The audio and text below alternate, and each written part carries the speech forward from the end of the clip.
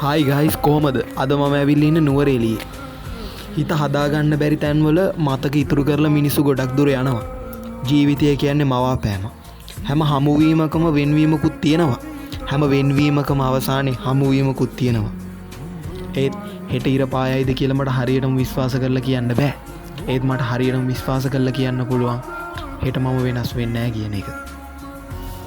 ඉතින් මේ සීතල නුවරඑළිය මට කියලා දුන්නු පාඩම තමයි මොන මොහොතකදී වුණත් ජීවිතයේ මිනිසුන් අත්හරින්න එපා කියන එක. අපිට හැමදාම එක වගේ ඉන්න බෑනේ. ඒත් මොන අවස්ථාවක් අපි අපිම වෙන්න ඕන. හැමදාම අපි අපේම චරිතය දකින්න ඕන.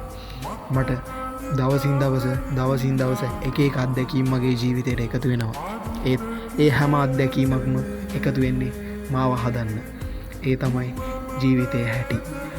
දවසින් දවස අපි අඩුපාඩු හදාගෙන ජීවිතය කියන දේ දකින්න උත්සාහ කරනවා. මට ඕන මේ භයානක ලෝකෙන් මිදිලා අමුතුම ලෝකයක් දක්වා මගේ මනස ගෙනියන්න.